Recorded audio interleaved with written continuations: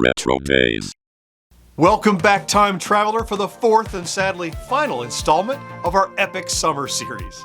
It's been one heck of a month, not only celebrating our 100th episode with you, but also taking trips into the past to experience all the wonderfully nostalgic things we used to do during summer vacation. Now, if you missed the first three installments, be sure to check the back catalog. And while you're at it, hit that subscribe button and enable a notification bell so you'll never miss another one of our trips into the past. Now, our first three summer series episodes focused on some of the bigger events of the summer, including the 4th of July, trips to the water park, and day-long boardwalk excursions. But today, we're taking things down a notch and focusing on those quiet summer days that often came later in the season when we were still young enough to truly enjoy the sort of everyday summer fun that filled up so much of our vacations.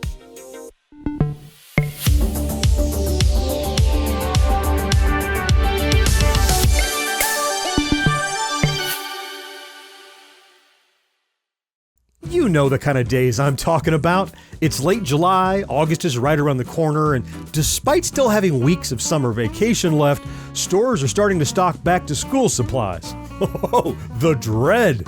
Just yesterday, you and the RetroDaze gang stopped into the local pharmacy for a Gatorade, and right there at the front of the store was a display of folders, loose-leaf paper, pencils, and backpacks. Forget the Gatorade. We hightailed it out of there and tried to wash our brains of the mere thought of school. And you know what? It worked. Because here we are again on a sunny, late July, Saturday, with the whole world opening up with possibilities. So, you ask, what's the plan this week? I grin and say, the plan is no plan. Let's just see where the day takes us. I'm the good human man. I'm the only man with the ice cream pan. Taking my ice cream across the land. Strawberry shortcake, the chocolate eclair, toasted almond with the savoir faire. Cookie sandwich with the chocolate chip. How about a sundae cone that'll make you flip? I'm a good human man.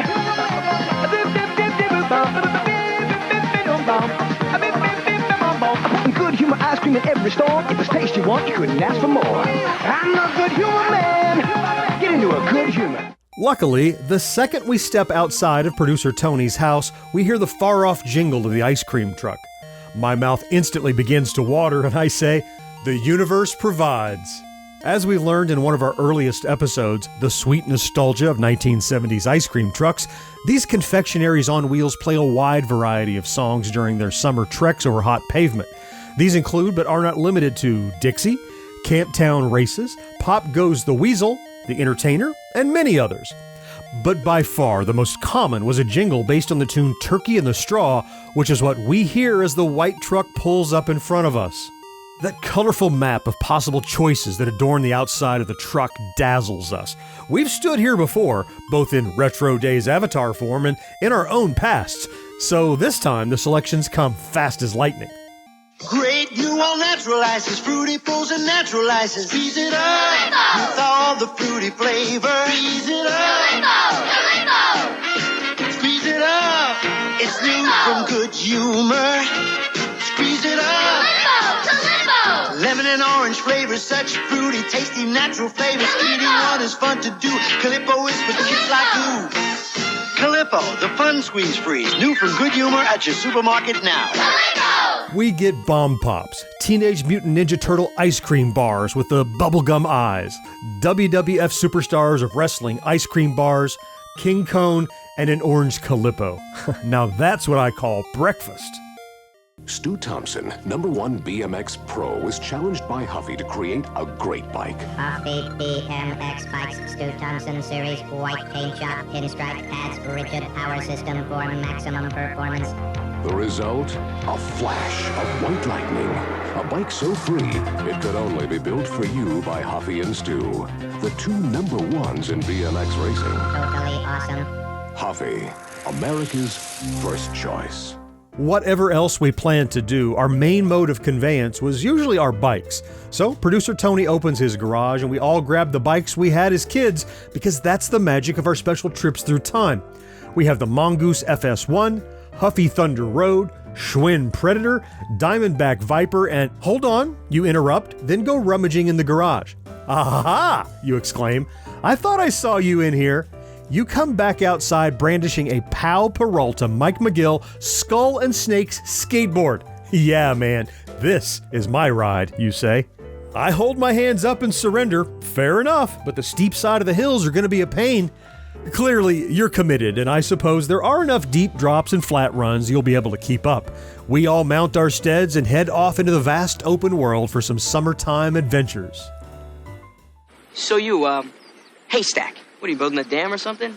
Yeah. You ever built one before? No. How do you know it'll work? Well, of course it will. Why wouldn't it? Yeah, but how do you know? I just know. Yeah, he just knows. Yeah. Well, okay. Say it's alright. It's alright. Say it's alright. It's alright. When you move it slow, it sounds like. You are a genius, haystack. Oh, it's not so much. Yes, it is. It's great. We stopped that sucker cold. Yeah. It's great. We could flood out the whole Barrens if we wanted to. Yeah. We did it. We! Yes! Never seen a dam stop so cold. So I'll go this way. See you later, alligator. After a while, crocodile. See you, Ben. Yeah, see you, Bill. Hi-yo, Silver! Away! For all of the fancy toys and games we had as kids, sometimes the best of summer came down to a few friends, our bikes, and the forest. There was something mysterious and exciting about embarking on a journey through uncharted territory that made us feel like any number of friend groups from 80s movies. We'd take long walks through fields, climb over barbed wire, walk the train tracks for miles, put coins on the tracks, and trespass on old abandoned property.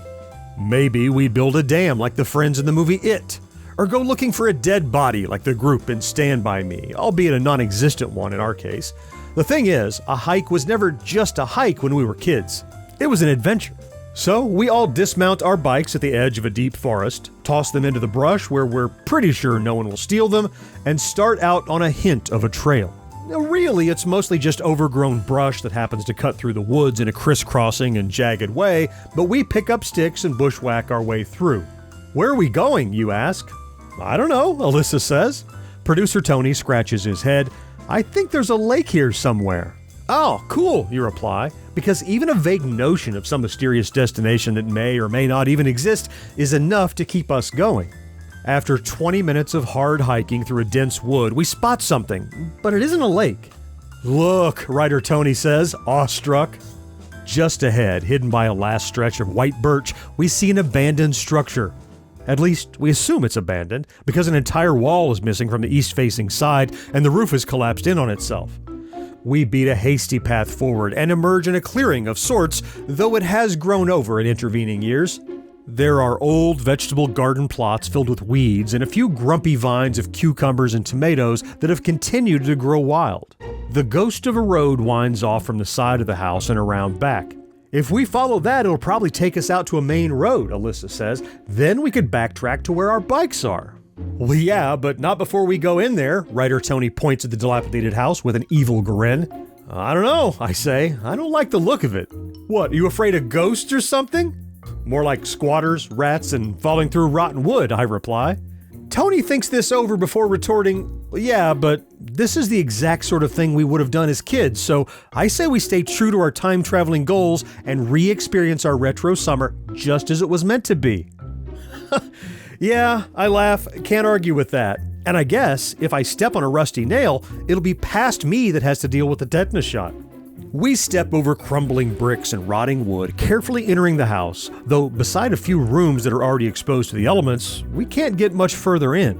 Tony crawls through a hole in one of the walls and disappears out of sight for a moment before we hear a yelp of surprise, followed by his pale face peeking back through the hole. There's something dead in here, and it stinks. He crawls back out and brushes the dirt from his legs and arms. We attempt other paths of entry, but the place is too destroyed. So, we resort to destroying it further, throwing rocks at what's left of windows and busting up the deteriorated drywall. Then we get back to hiking. Now, first we play a bit of hide and seek, but almost lose Alyssa. Then we forage some mushrooms and we're too afraid to eat because we'll probably kill ourselves. Luckily, in place of the mushrooms, we find wild blackberries and blueberries and turn our mouths purple with the tart fruit. Finally, we upend some stones to find salamanders, then chase some crows until we locate the main road and run back to our bikes. Okay, I say, let's head to town so we can cool off. I know just the place.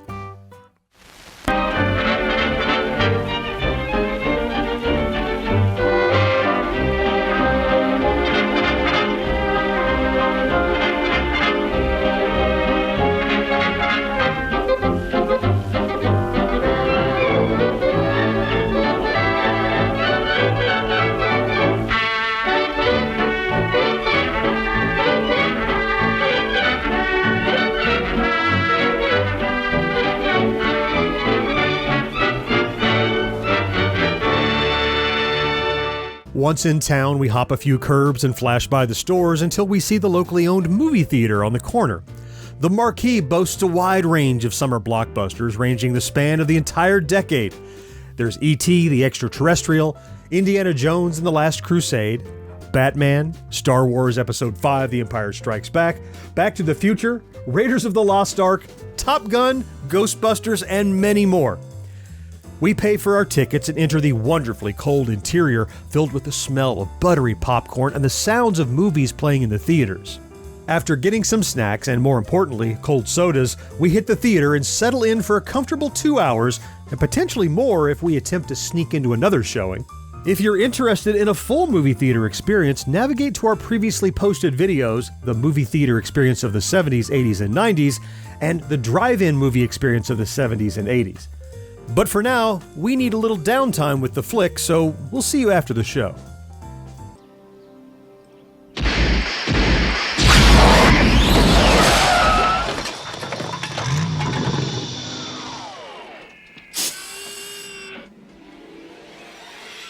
Marty! You've got to come back with me! Where? Back to the future! Wait a minute, what are you doing, Doc? I need fuel. Go ahead, quick, get in the car. No, Doc, I just got here, okay? Jennifer's here, we're gonna take the new truck for a spin. Well, bring her along. This concerns her, too. Wait a minute, Doc, what are you talking about? What happens to us in the future? What, do we become assholes or something? No, Marty. Both you and Jennifer turn out fine. It's your kids, Marty. Something has got to be done about your kids.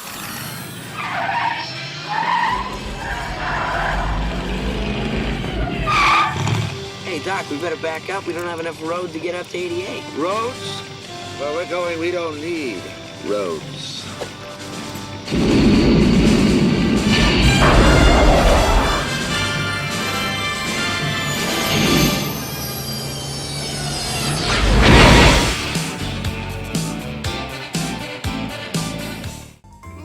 After the movies, we stretch our legs and head back out into the summer heat. The corner store is the next block over, so we go there next for more refreshments. This time it's all about slush puppies, ices, Snapple, Gatorade, Sobe, Quarter Water, Yoo-Hoo, or whatever our favorite beverage happens to be. As I peruse the shelf, I spot a weird one I used to love.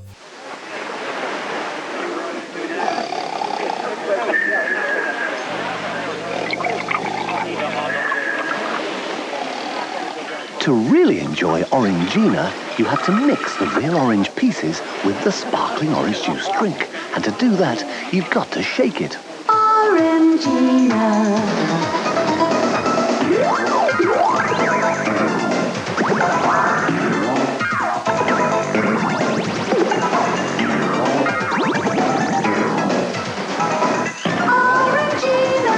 Orangina. Shake the bottle, wake the drink. When I pick it up, writer Tony runs over and says, "Holy cow, I remember that. I think it was mostly sold overseas, but for a while, I was able to get it at my local store." We cruise around town for a while with our drinks and spot a couple yard sales. We stop and look through the goods, but mostly it just gives us the idea that we want to have our own yard sale, because it'd be a lot better making some pocket change for the arcade than spending what little money we had on old people's junk. Well, that's what we thought when we were kids anyway. As adults in the past, we of course load up on as much collectible stuff as we can, including an absolute treasure trove of dirt cheap video games. As the sun dips lower in the sky, we head back to producer Tony's house. These midsummer days are always some of the hottest, and even as the sun disappears, the heat of day still radiates off the pavement, making each push of the pedal a little harder until finally we arrive back home and go inside with the freezing cold AC blasting. Tony makes us all PB&Js with goldfish crackers on paper plates and plastic cups of Kool-Aid, just a snack to munch as we sit on the floor and watch whatever cartoons happen to be on TV. We finish just as night falls, and producer Tony says, "Come on out back. I have one last surprise for you." Hey, where are you going? Mom, I forgot to do something. Teach your kids right, and they'll remember, even when they're on their own. AIM has a taste so special, kids like to brush. So AIM does more than fight cavities with fluoride. It starts a good habit that'll last. Roger! Good night, Dad. Yeah. Start your kids with AIM for fewer cavities now and good habits that last a lifetime. In the backyard, Tony has a couple tents set up and a roaring fire already burning. "Come on," he says, handing us each a pointed stick with a hot dog already skewered to the end. We circle up around the fire and hover our food just out of reach of the flames. There's a cooler filled with buns, condiments, more hot dogs, s'mores, fixins, and sodas. Battery-operated lanterns light the tents like Chinese lanterns in the dark, and lightning bugs wink in and out of existence all around us. The smell of burning wood and cooking meat, along with bug spray, pool chlorine, and cut grass, all remind me that this is summer. But just like the lightning bug's illumination, it's also fleeting. Before I know it, school will be starting again. The leaves will fall, followed quickly by the snow. Suddenly we'll be celebrating another year's passing, and then another, and another. These summers will become shorter. These moments of camaraderie around a fire will become fewer. I shake those thoughts free, but I don't dispense with them because I know their value. I look across the fire at my RetroDaze friends, and I force myself to be in the moment. I think of nothing but how this feels. I soak in the wonder of summer and hold it tightly in my mind, where these memories will live forever. You smile, perhaps having divined my thoughts, perhaps thinking about these very things yourself, and you say, "Thanks for taking me along on this trip, gang. It was really something." I smile back and say, "It really was." Well, I don't know about you, but that got me a little teary-eyed near the end.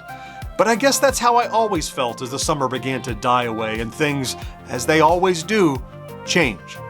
We had an absolutely epic time over the course of these last 4 episodes, all dedicated to celebrating summer. But here's the good news. Just because our series has ended, it doesn't mean summer has. You still have weeks left, and I want you to make the most of them. Make some memories now, because before you know it, summer will be over for all of us. Unless you can find a few people willing to play kick the can one magical night in the Twilight Zone. But barring that admittedly magical eventuality, how do you plan to spend the rest of your summer? What kinds of everyday summer activities do you enjoy? Well, you know I love to hear about it down in the comments. And if you enjoy our content, please consider liking this video, subscribing to the channel, and maybe even activating that ubiquitous notification bell, because it really does make a huge difference.